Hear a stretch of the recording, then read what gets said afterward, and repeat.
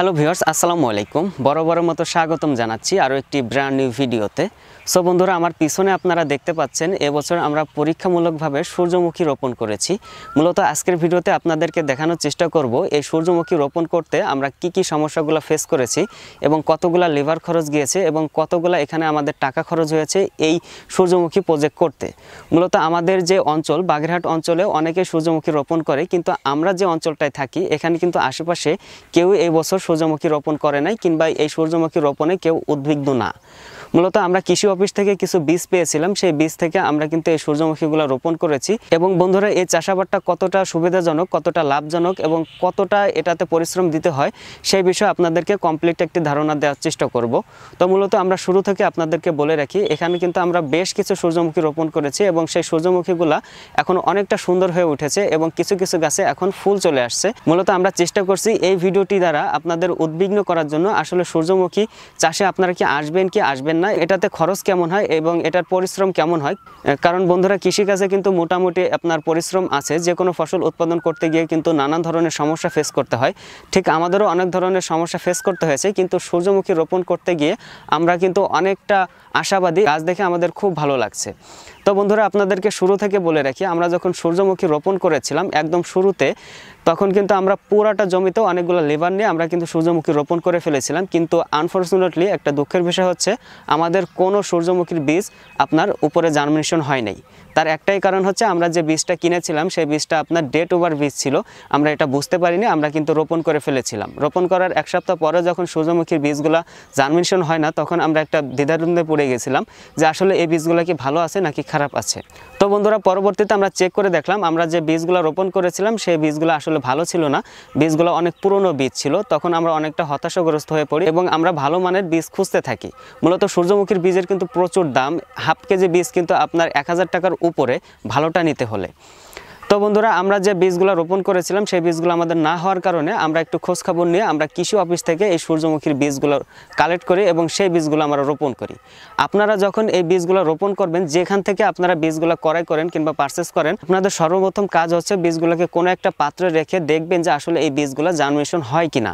যদি জার্মিনেশন হয় তাহলে আপনি কিন্তু এই সূর্যমুখীগুলো রোপণ করতে পারেন। এবং আপনারা এই মুহূর্তে যে সূর্যমুখীগুলো দেখতে পাচ্ছেন এগুলো কিন্তু আমরা সিরিয়াল ওয়াইজ রোপণ করেছি। অনেকে আপনার বুনে দেয়, কিন্তু সিরিয়াল ওয়াইজ রোপণ করলে দেখতেও সুন্দর হয় এবং ফলনও ভালো হয়। এবং আমরা এই সিরিয়াল ওয়াইজ রোপণ করার মাধ্যমে আমাদের এখানে কিন্তু সার দিতে খুবই ভালো হয়েছে। কারণ সার দিতে গিয়ে অনেকটা মানুষ এই সূর্যমুখীর ভিতর হাঁটাচলা করলে গাছগুলো ভেঙে যায়, কিন্তু সেরকম আমরা কোনো একটা অবস্থায় পড়িনি।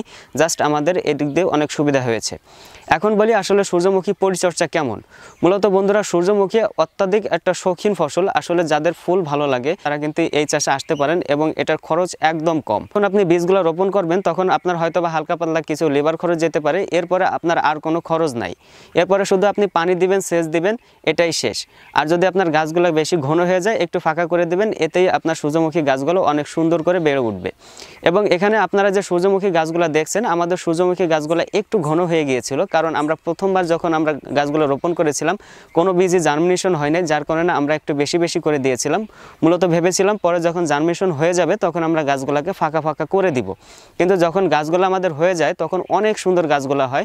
যার কারণে আমরা গাছগুলোকে ভেবেছিলাম যে রেখে দেই, একটু ঘন হলে সমস্যা নাই, কিন্তু গাছগুলো যখন ক্রমশ বড় হতে শুরু করলো তখন গাছগুলো অনেক ঘন হয়ে গিয়েছে। তারপরও আমরা এই গাছগুলোকে অনেকটা ফাঁকা করে দিয়েছিলাম, যার অবস্থান এখন আপনারা এই মুহূর্তে দেখতে পাচ্ছেন। সো বন্ধুরা, এই সূর্যমুখী রোপণের 1 মাস 10-15 দিন পরে কিংবা 2 মাস পরে গাছেতে কুড়ি আসতে শুরু করে এবং কুড়ি আসার 1 সপ্তাহ পরে গাছের টুকটাক ফুল ফুটতে শুরু করে, ইতিমধ্যে আপনারা দেখতে পাচ্ছেন।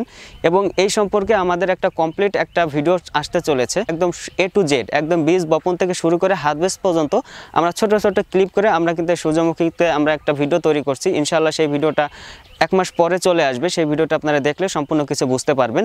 শুধুমাত্র এখন আপনাদেরকে আমরা এই আপডেটগুলো দেওয়ার চেষ্টা করতেছি যে আসলে আমাদের সূর্যমুখী এবার বছর কেমন হয়েছে। মূলত সূর্যমুখী রোপণ করতে কোনো খরচ নাই এবং এটা পরিশ্রম অনেক কম। রোপণ করার পরে আপনার আগাছা পরিষ্কার করা লাগে না, যে গাছগুলো অনেক বড় হয়, হাইটে উপরে হয়ে যায়, দেন নিচের কোনো সমস্যা নেই। আপনি যদি সিরিয়াল ওয়েজ লাগান তাহলে খুব ভালো হয়, আর যদি আপনি বুনে লাগান তাহলে হবে, কিন্তু একটু এলোমেলো হবে, দেখতে সুন্দর হবে না। সো বন্ধুরা ইতিমধ্যে আপনারা দেখতে পাচ্ছেন কত সুন্দর সুন্দর ফুল ফুটে আছে। এই যে এই ফুলগুলো হচ্ছে অল্প কিছু ফুল ফুটেছে এবং এক সপ্তাহের ভিতরে আমাদের ফুলগুলো অনেক বড় হয়ে যাবে এবং এই ফুলগুলো ফুলে ফুলে ভর্তি হয়ে যাবে। এবং কিছু কিছু ফুল দেখতে পাচ্ছেন ছোট আছে, মূলত গাছগুলো ঘন হওয়ার কারণে এই ছোট ছোট ফুলগুলো আসছে। কিন্তু আমরা নেক্সট টাইম যখন রোপণ করব তখন কিন্তু আমরা একটু ফাঁকা ফাঁকা করে রোপণ করার চেষ্টা করব, যার কারণে আমাদের ফুলগুলো অনেক বড় হয়। সো বন্ধুরা এই ছিল আমাদের সূর্যমুখীর আপডেট। আশা করি ভিডিওটি অনেক ভালো লেগেছে। ভিডিওটি ভালো লাগলে অবশ্যই লাইক, কমেন্ট, শেয়ার এবং সাবস্ক্রাইব করবেন এবং ন্যাচারাল অ্যাগ্রো লিমিটেডের পক্ষে থাকবেন, কারণ ন্যাচারাল অ্যাগ্রো লিমিটেড সবসময় মানুষের কাছে সত্য বিষয়টা তুলে ধরার চেষ্টা করে। এবং পরবর্তীতে আমাদের যে আদার প্রজেক্ট আছে সেই প্রজেক্ট নিয়ে ভিডিও আসতে চলেছে, অবশ্যই চ্যানেলটিকে সাবস্ক্রাইব করে রাখবেন। ইনশাআল্লাহ ভালো কিছু হবে। সবাই ভালো থাকবেন, সুস্থ থাকবেন। আল্লাহ হাফেজ।